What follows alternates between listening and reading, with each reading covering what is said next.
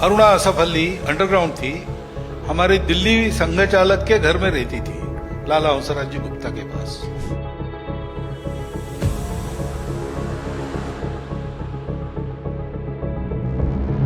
संघ ने हिंदू किसको कहा? ऑल इंडिया इमाम ऑर्गेनाइजेशन और राष्ट्रीय स्वयंसेवक संघ। अब आगे ये जो संवाद के कार्यक्रम होंगे वो देश भर में आगे लेके जाएंगे। और सबसे बड़ी बात यह है कि ये पहली मीटिंग है मोहन भागवत जी के साथ 100 साल के बाद कह लीजिए ये मुस्लिमों की धार्मिक गुरुओं की पहली मीटिंग है। आरएसएस पे काम करने से दहशतगर्द है, ये है, कोई दहशतगर्द नहीं। सब भाइयों को देख के ऐसा लगता है कि जो है ये सब मेरी एक आवाज पे पूरे जमा हो जाएंगे और किसी किस्म से आरएसएस की तरफ से कोई देश को कोई धोखा नहीं है बल्कि तरक्की है। शब्दों का मैं एक यात्री था, कभी प्रेम के मेले में, कभी विरह की गलियों में, तो कभी शाम की बची रोशनी में अपनी कविताओं को टहलाता हुआ चला जाता था। जिंदगी के छोटे मोटे मोड़ों पर मिले लोग, कुत्तों की आंख में दिखी मासूमियत और शहर की भीड़ में खोए हुए चेहरे, ये सब मेरे गीत थे। लेकिन समय कभी सिर्फ गुजरता नहीं, वह प्रश्न भी छोड़ जाता है। और इस समय ने एक सवाल छोड़ा है। आवाजें बहुत हैं पर सत्य कहाँ है? नागरिक अधिकारों के नाम पर क्रोध, वाक स्वतंत्रता के नाम पर कटुता और हर बात पर तिरछे बहस के तीर। तभी मुझे लगा अगर शब्द में आग है तो उसी शब्द में पानी भी होना चाहिए, और इसलिए जन्म हुआ इस जगह का। यहाँ बात होगी उन कविताओं की जो दिल को शांत कर दें, उन सत्यों की जो दिमाग को साफ कर दें, उन बेजुबान की कहानियों की जो सिर्फ आंखों से बोल जाते हैं। हम यहाँ शोर नहीं करेंगे, हम सुनेंगे, सोचेंगे और फिर कहेंगे धीरे पर दृढ़ता से। तो आज पहली बार हम उठाते हैं एक ऐसा विषय जिस पर अफवाहें ज्यादा हैं, सत्य कम। अफवाहों का बाजार और आरएसएस।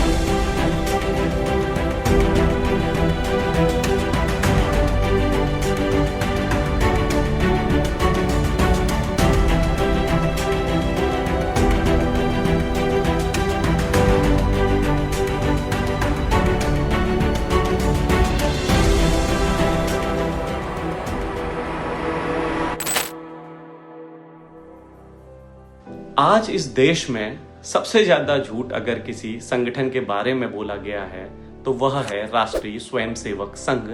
जो स्वयंसेवक प्रतिदिन एक ही पंक्ति में खड़े होकर, एक ही पंक्ति में बैठकर सहभोज करते हैं, जहां थाली में रोटी की जगह समरसता परोसी जाती है, जहां अपने स्वयंसेवकों से उनकी जाति को पृथक कर संवाद किया जाता है, और जहां ऊंच नीच ब्राह्मण शूद्र का कोई विचार तक नहीं होता, ऐसे संगठन को जातिवादी या दलित विरोधी तक कह दिया जाता है। उसका साक्षात्कार करो। सारी विविधताओं का सम्मान है और स्वीकार है।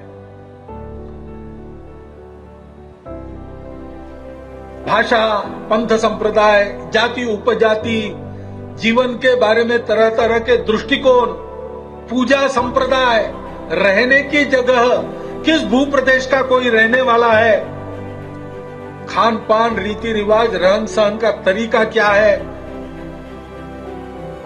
उसमें कोई बड़ी बात नहीं है। सब अलग अलग रहेंगे क्योंकि उस एक की ऐसी इच्छा है कि मुझे अनेक होकर प्रकट होना है, और इसलिए उसको इस एक का ही रूप मानकर सबको स्वीकार करो, सबका सम्मान करो। इन सब बातों के भेदों के चलते किसी को अलग मत मानो, किसी को पराया मत मानो। सब एक के ही रूप है, सब हमारे अपने हैं। दरअसल भारतीय समाज के आत्मज्ञान पर यह एक प्रश्न चिन्ह है। न किसी की जाति पूछी, न किसी की भाषा पूछी। जब देश पर संकट आता है, बाढ़ हो, भूकंप हो या युद्ध की विभीषिका का समय, तो बिना कैमरे, बिना प्रचार के जो सबसे पहले मैदान में उतरते हैं वो संघ के स्वयंसेवक होते हैं। वर्ष 1947 के शरणार्थी शिविरों से लेकर वर्ष 1962, 1965 और 1971 के युद्धों तक संघ के कार्यकर्ता निस्वार्थ सेवा में जुटे रहे।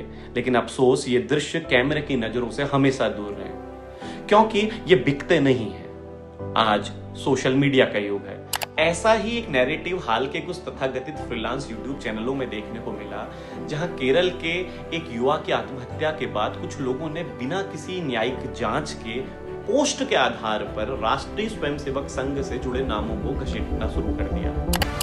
पिटाई हुई आरएसएस के थे। वो पिट के आते थे, पट्टियां बांध के फिर दवाइयाँ बांटते थे। ये मेरे देश के संस्कार हैं। कांग्रेस ने क्या किया? आरएसएस जो है ना वो ये है। To ban RSS activities in the state, Karnataka's chief said no organization. एक आरएसएस वर्कर की हत्या करने का मामला सामने आया है। बीजेपी ने इस हत्या के पीछे एसडीपीआई का हाथ बताया है। केरल के थल्ला ससेरी में 2010 के न्यू महे डबल मर्डर केस में 16 सीपीएम कार्यकर्ताओं को बरी कर दिया गया। If you can't convince then confuse. यह जो नीति है आज भारत के विचार के खिलाफ चल रही है। आरएसएस या उसके संस्थापक डॉक्टर केशव बलिराम हेडगेवार और बाद में गुरु जी, जिनको गोलवलकर जी गुरु जी के नाम से जाना जाता था, ने हिंदू राष्ट्र शब्द का प्रयोग राजनीतिक या धार्मिक वर्चस्व के अर्थ में नहीं किया। उनके अनुसार हिंदू वह है जो इस भूमि को अपनी मातृभूमि, पितृभूमि और पुण्य भूमि मानता है। इस परिभाषा में कोई भी व्यक्ति जो भारत की सांस्कृतिक चेतना को स्वीकार करता है वह हिंदू कहलाता है, चाहे उसका व्यक्तिगत धर्म, भाषा या पूजा पद्धति कुछ भी हो। संघ के हिंदू या हिंदुत्व का संबंध आपके बाहरी आचरण से, आपकी उपासना पद्धति से, आपकी वेशभूषा से, आप तिलक लगाते हैं कि नहीं लगाते, आप जनेऊ पहनते हैं कि नहीं पहनते, मंदिर जाते हैं कि नहीं जाते, भगवान को मानते हैं कि नहीं मानते, इन सबसे कुछ लेना देना नहीं है। एक बहुत सीधी, सिंपल और व्यावहारिक परिभाषा हिंदू के रूप के लिए संघ ने कही कि भाई जो इस देश को अपना मानता है, जो इस देश की परंपरा को, मूल्यों को, इतिहास को, सांस्कृतिक प्रतीकों को, पुरखों को, जीवन मूल्यों को, जीवन दृष्टि को अपना मानता है, जो इस देश का शत्रु है वो उसका भी शत्रु है, जो इस देश का मित्र है वो उसका भी मित्र है, ऐसे सब व्यक्ति हिंदू हैं, चाहे उनकी पूजा पद्धति, उपासना पद्धति, पंथ, मजहब कुछ भी हो। Hedgewar was one of the prominent leaders in Nagpur who led picketing and boycott movements during the non-cooperation phase. सबके लिए करना है, इसमें कोई भेद नहीं है। जो इसके पीड़ित है वो हमारे अपने हैं।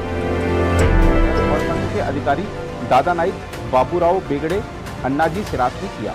इस आंदोलन में अंग्रेज की गोली से एकमात्र मृत्यु बालाजी रायपुरकर नामक संघ स्वयंसेवक की हुई।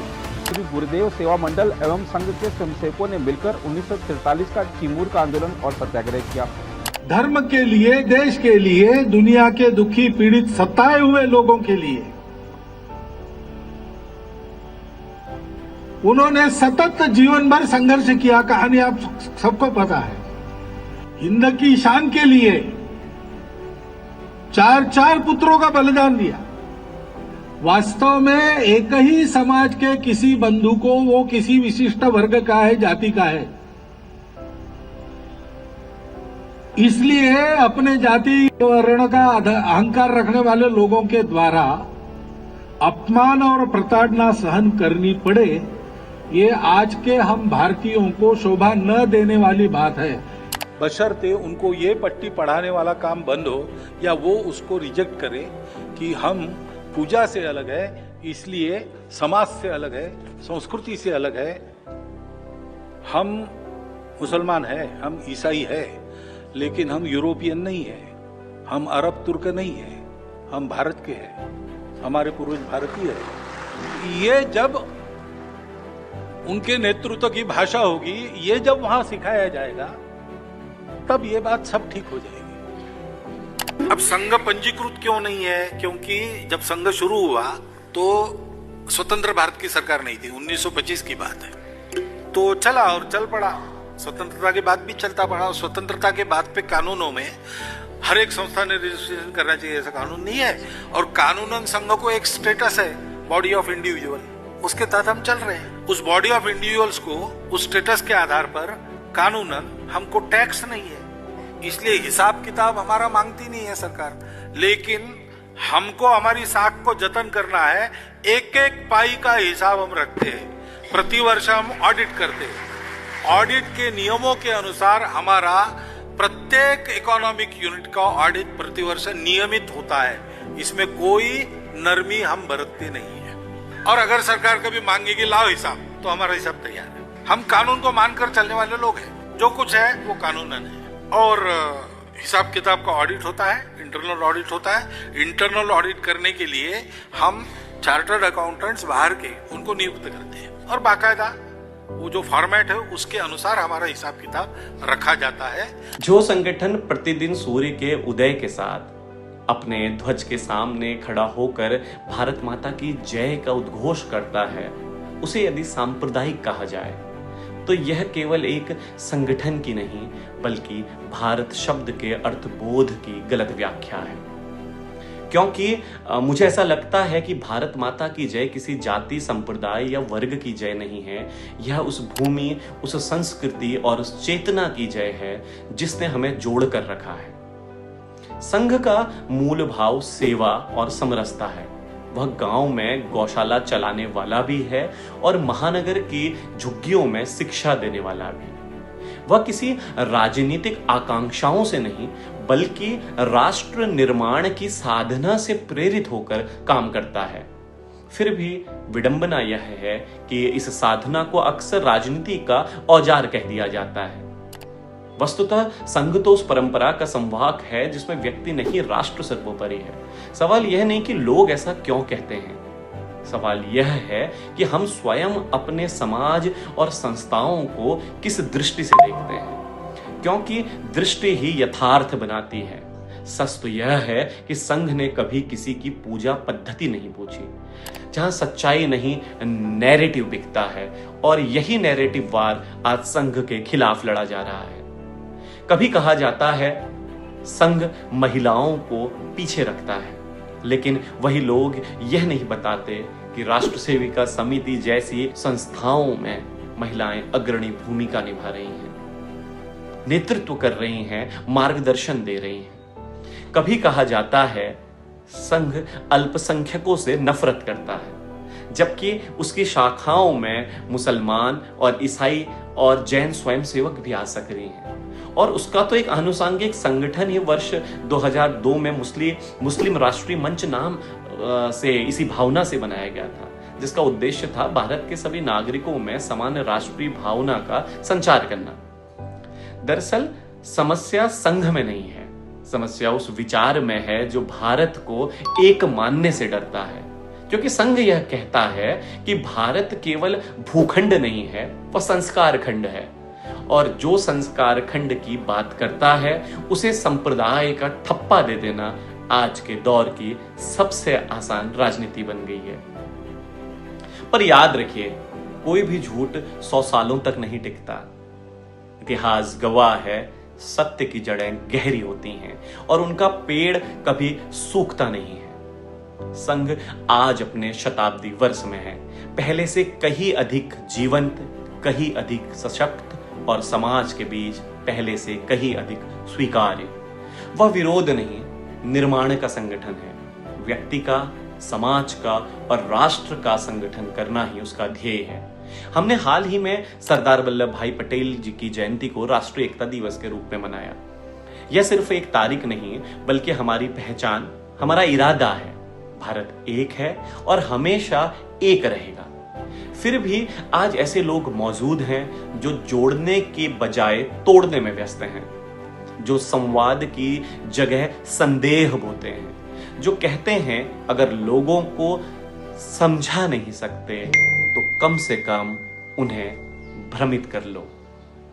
यही if you can't convince then confuse, यह जो नीति है आज भारत के विचार के खिलाफ चल रही है। ऐसे लोग अपने चश्मे से सिर्फ नकारात्मकता देखते हैं, क्योंकि उनमें देखने की नीयत नहीं बची है। उन्हें सिर्फ साबित करने की जिद बची है। पर अंत में सच वही रहेगा, संघ विरोध नहीं, संगठन का प्रतीक है। वह किसी के खिलाफ नहीं बल्कि भारत के पक्ष में खड़ा है। कुछ दिन पहले कर्नाटका सरकार ने विजयादशमी के अवसर पर राष्ट्रीय स्वयंसेवक संघ के पग संचलन पर रोक लगाने का आदेश जारी किया। हाल ही में कर्नाटक हाई कोर्ट की धारवाड़ बेंच ने राज्य सरकार के इस फैसले पर अस्थायी रूप से रोक लगा दी। इस पर स्टे ऑर्डर लगा दिया गया है। अब आप स्वयं सोचिए जो स्वयंसेवक अपने ही शहर, अपने ही राज्य में अपने ही ध्वज के साथ शांतिपूर्वक संचलन कर रहे थे, वो कर्नाटक के ही तो नागरिक हैं। तो क्या अब अपने ही देश में, अपने ही राज्य की सड़कों पर संविधान का पालन करते हुए देशभक्ति का प्रदर्शन करना भी अपराध माना जाएगा? क्या सत्ता अब यह तय करेगी कि कौन सा नागरिक देशभक्ति दिखा सकता है और कौन नहीं? क्या अब पग संचलन भी अनुमति का मोहताज होगा? यह सवाल सिर्फ कर्नाटक का नहीं है, यह विचार की स्वतंत्रता बनाम वैचारिक असहिष्णुता का भी सवाल है। और विडंबना यह है कि यह सब तब हो रहा है जब राष्ट्रीय स्वयंसेवक संघ अपने शताब्दी वर्ष में प्रवेश कर चुका है। एक ऐसा क्षण जब पूरा संगठन सेवा, संस्कार और समरसता की 100 वर्षों की यात्रा का उत्सव मना रहा है। ऐसे में कुछ लोगों का असहज या रुष्ट होना स्वाभाविक है, खासकर वे जिनकी विचारधारा का अस्तित्व ही संघ विरोध पर टिका हुआ है।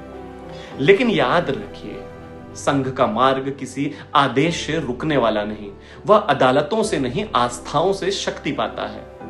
और वह आस्था भारत की मिट्टी, भारत की संस्कृति और भारत के संविधान, इन तीनों में समान रूप से रची बसी है। आजकल एक नया ट्रेंड चल पड़ा है नैरेटिव गढ़ने का। ऐसा ही एक नैरेटिव हाल के कुछ तथाकथित फ्रीलांस यूट्यूब चैनलों में देखने को मिला, जहां केरल के एक युवा की आत्महत्या के बाद कुछ लोगों ने बिना किसी न्यायिक जांच के पोस्ट के आधार पर राष्ट्रीय स्वयंसेवक संघ से जुड़े नामों को घसीटना शुरू कर दिया। यह एक गंभीर जांच का विषय है, इसमें कोई दो राय नहीं। परंतु आश्चर्य देखिए, भारत के कुछ राजनीतिक दलों के बड़े नेताओं और स्वयं को अर्बन इंटेलेक्चुअल कहने वाले लोग ऐसे बेहुदा बयान देने लगे हैं जिन्हें किसी संस्कारित समाज में स्वीकार ही नहीं किया जा सकता। और इसीलिए नागरिक कर्तव्य के रूप में मैं इन बातों को कहने के लिए आप लोगों के सामने उपस्थित हुआ हूं। देखिए, सबसे बड़ी विडंबना यह है कि यह वही केरल है जहां अब तक अनेकों संघ के स्वयंसेवकों की निर्मल हत्या हो चुकी है। उनकी डाइंग डिक्लेरेशन तक को कभी गंभीरता से नहीं लिया गया, कोई टीवी डिबेट नहीं हुई, कोई ब्रेकिंग न्यूज नहीं चलाई गई। इन तरीके के व्यक्तियों के द्वारा, इन तरीके के व्यक्तित्वों के द्वारा कोई फैक्ट फाइंडिंग मिशन नहीं भेजा गया। अब सवाल यह है कि यह अचानक यह कुलबुलाहट क्यों? क्या इसलिए कि एक ऐसा संगठन जो 100 वर्षों से सतत रूप से कार्य कर रहा है अभी भी मजबूती के साथ खड़ा है? क्या यह बेचैनी इस बात की है कि एक विचार, एक अनुशासन और एक संगठन इतनी लंबी अवधि तक निर्बाध रूप से समाज के बीच में काम करता रहा है तो कैसे? शायद इसी वजह से अगली पीढ़ी को कंफ्यूज कर देना और उनके माता पिता के मन में संशय बो देना, यही ध्येय इन लोगों का है। कुछ लोगों की राजनीतिक रणनीति बन चुकी है संघ का विरोध। लेकिन साथियों, अगर किसी एक व्यक्ति ने किसी भी संगठन से जुड़े रहते हुए कोई कदाचार किया भी है तो क्या उससे उस पूरे संगठन की आत्मा को संदेह की दृष्टि से देखा जाना चाहिए? मैं आप लोगों से पूछता हूं, क्या एक व्यक्ति का दोष उन हजारों तपस्वी स्वयंसेवकों की तपस्या को नकार सकता है जिन्होंने सुख सुविधा का जीवन छोड़कर भारत माता की सेवा में सब कुछ अर्पित कर दिया? याद रखिए, संघ भारत का एकमात्र ऐसा संगठन है जिसने तत्व रूप में भगवा ध्वज को ही अपना गुरु माना है। क्योंकि जब संघ की स्थापना हुई तब यह प्रश्न भी उठा था कि यदि मनुष्य को हम गुरु मानेंगे तो उसकी मानवीय दुर्बलता संगठन को कमजोर कर सकती है। इसीलिए गुरु होगा विचार, ध्वज और त्याग का प्रतीक। और यही संघ की आत्मा है, जहां व्यक्ति नहीं विचार सर्वोपरि है, जहां पद नहीं सेवा सर्वोच्च है, जहां सत्ता नहीं संस्कार ही पहचान है। इसलिए जब कोई छद्म बुद्धिजीवी या कथित प्रगतिशील व्यक्ति संघ पर उंगली उठाता है तो उसे पहले जाकर देखना चाहिए उन शाखाओं में, उन शिविरों में, उन बौद्धिक चर्चाओं में जहां राष्ट्र प्रेम कोई स्लोगन नहीं बल्कि साधना की तरह सिखाया जाता है। पर इतिहास गवाह है, संघ ने कभी किसी का विरोध नहीं किया, बल्कि विभाजन की रेखाओं के पार जाकर समाज को जोड़ने का काम किया है। आगे हम देखेंगे कैसे राष्ट्र सेवा का यह काम अनवरत रूप से संघ द्वारा किया जा रहा है। संघ का हिंदू राष्ट्र क्या है, इस पर भी अक्सर भ्रम फैलाया जाता है। इसलिए इसे स्पष्ट और ऐतिहासिक रूप से समझना बहुत आवश्यक है। यहां मैं इसे 3 हिस्सों में सरल और सत्य रूप में समझा रहा हूं। हिंदू राष्ट्र का मतलब किसी धर्म राज्य से नहीं है, आरएसएस या उसके संस्थापक डॉक्टर केशव बलिराम हेडगेवार और बाद में गुरुजी, जिनको गोलवलकर जी गुरुजी के नाम से जाना जाता था, ने हिंदू राष्ट्र शब्द का प्रयोग राजनीतिक या धार्मिक वर्चस्व के अर्थ में नहीं किया। उनके अनुसार हिंदू वह है जो इस भूमि को अपनी मातृभूमि, पितृभूमि और पुण्य भूमि मानता है। इस परिभाषा में कोई भी व्यक्ति जो भारत की सांस्कृतिक चेतना को स्वीकार करता है वह हिंदू कहलाता है, चाहे उसका व्यक्तिगत धर्म, भाषा या पूजा पद्धति कुछ भी हो। अर्थात हिंदू राष्ट्र का अर्थ समावेशी सांस्कृतिक राष्ट्र, या जिसको हम कल्चरल नेशनहुड कहते हैं, वह हो सकता है, ना कि किसी एक पंथ या मत की सत्ता। दूसरे शब्दों में हम कहें तो राष्ट्र संघ के अनुसार भौगोलिक नहीं बल्कि सांस्कृतिक इकाई है। संघ यह मानता है कि भारत की एकता केवल संविधान या सीमाओं से नहीं बनी है, बल्कि हजारों वर्षों की उस साझा संस्कृति, सभ्यता और मूल्यबोध से बनी है। और यही हिंदू राष्ट्र की भावना है। हिंदू राष्ट्र भारत की सनातन सांस्कृतिक आत्मा है। यह भूमि जहां वेदों से लेकर बुद्ध, महावीर, गुरु नानक, कबीर और विवेकानंद तक की वाणी गूंजी है, वही भारत का हिंदू राष्ट्र है जो सबको साथ लेकर चलता है। यह विचार सबका साथ, सबका प्रयास से जुड़ा है। संघ बार बार स्पष्ट करता आया है कि वह किसी धर्म, जाति या समुदाय के विरोध में नहीं है, बल्कि समाज के सारे अवयव हमारे ही अभिन्न अंग हैं। वह तो समाज के समरस पुनर्निर्माण के पक्ष में है। इसलिए संघ के अनुसार गुरुजी गोलवलकर जी ने जब कहा था कि जब हम हिंदू राष्ट्र कहते हैं तो हमारा मतलब किसी के विरोध से नहीं है, बल्कि उस जीवन पद्धति से है जो सत्य, अहिंसा, श्रद्धा और समरसता पर आधारित है। आज के इस वीडियो के भाग में अब हम जानेंगे 1930 तक की प्रमुख घटनाओं में स्वाधीनता संग्राम की संघ का क्या योगदान था। बिपिन चंद्रा, जो कि भारतीय स्वतंत्रता संग्राम के मार्क्सवादी और तटस्थ इतिहासकारों में भी जाने जाते हैं, आरएसएस से वैचारिक रूप से सहमत नहीं थे। फिर भी वह स्वीकार करते हैं कि 1920 से 22 के दौरान हेडगेवार ने असहयोग आंदोलन में सक्रिय भूमिका निभाई थी। यह उल्लेख इसलिए दरअसल महत्वपूर्ण है क्योंकि यह दिखाता है कि आरएसएस की वैचारिक उत्पत्ति स्वतंत्रता से विमुख नहीं, बल्कि वह उन्हीं राष्ट्रीय आंदोलनों की अंतर्दृष्टि और निराशा से जन्मी थी। दरअसल 1920 में जब महात्मा गांधी जी ने असहयोग आंदोलन शुरू किया, तब नागपुर के एक युवा डॉक्टर केशव बलिराम हेडगेवार ने विदेशी वस्त्रों के बहिष्कार और स्वदेशी आंदोलन के नेतृत्व में सबसे बड़ी भूमिका निभाई थी। लेकिन जब 1922 में चौरी चौरा घटना होती है और उसके बाद आंदोलन को रोक दिया जाता है, तो डॉक्टर हेडगेवार ये महसूस करते हैं कि देश को पहले अनुशासन की आवश्यकता है और फिर स्वतंत्रता की, और संभवतः यही सोच 1925 में राष्ट्रीय स्वयंसेवक संघ के जन्म के रूप में सामने आती है। और हेडगेवार जी ऐसा सोचने वाले अकेले व्यक्ति नहीं थे। ऐसे अनेकों युवाओं का मोहभंग गांधी जी की नीतियों से हुआ था। 1922 के क्रांतिकारी इतिहास को हम सब जानते हैं। इन युवाओं ने महसूस किया था कि केवल स्वराज केवल सत्ता परिवर्तन का ही माध्यम नहीं हो सकता, और स्वराज को केवल आजादी नहीं, एक संघर्ष से संस्कार तक की यात्रा बनाना। 1930 में जब देश भर में असहयोग और नमक सत्याग्रह की लहर थी, तब आरएसएस के भीतर यह सवाल उठने लगा, क्या संघ को इस आंदोलन में संगठन के रूप में भाग लेना चाहिए या नहीं। 20 जून 1930 को डॉक्टर केशव बलिराम हेडगेवार ने स्वयंसेवकों को संबोधित करते हुए एक पत्र लिखा। इस पत्र में उन्होंने कहा, the policy of the Sangh as regards the present agitation is often asked. At present, the Sangh has not decided regarding taking part as an organization in the agitation. Anyone who wishes to take part in his personal capacity may do so after seeking permission from his Sangh Chalak. He should work only in a manner that is conducive to Sangh work. संघ archive के विभिन्न दस्तावेजों में हम इन चीजों को प्राप्त कर सकते हैं।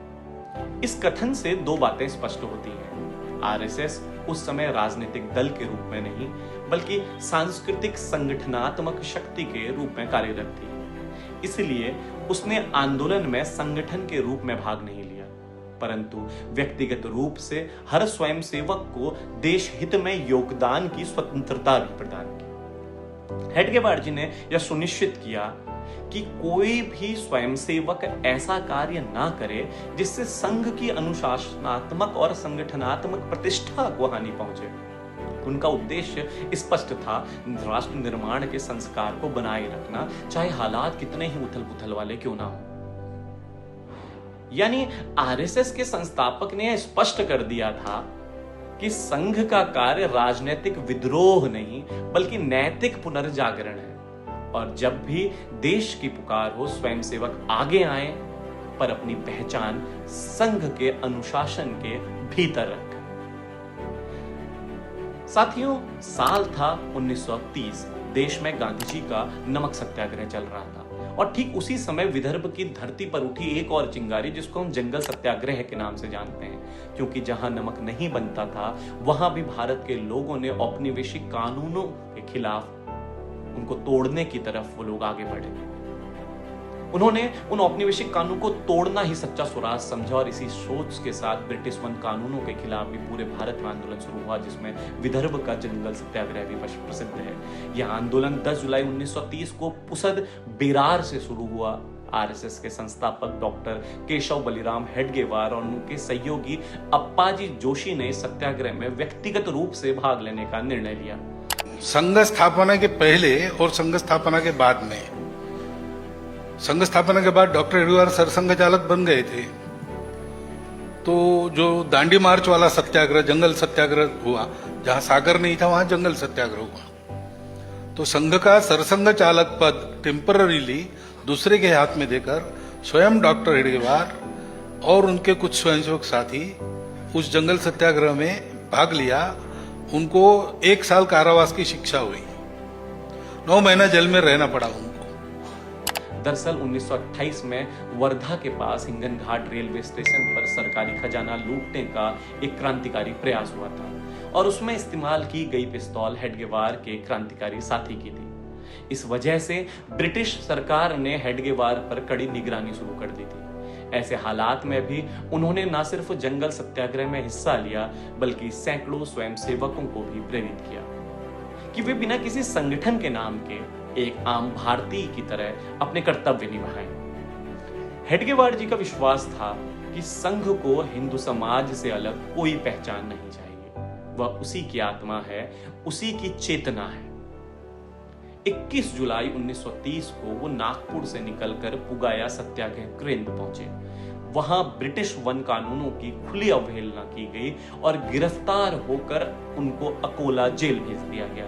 लेकिन जेल की दीवारों ने भी उनका उत्साह नहीं तोड़ा। वहीं उन्होंने आरएसएस की पहली शाखा जेल के भीतर प्रारंभ की। रिहा होने पर उनका नागपुर में भव्य स्वागत भी किया गया, और यह स्पष्ट हो गया कि आरएसएस सिर्फ एक सांस्कृतिक संगठन नहीं बल्कि स्वराज की उस आत्मा का प्रतीक भी है जो संघर्ष से पहले संस्कार को रखती है।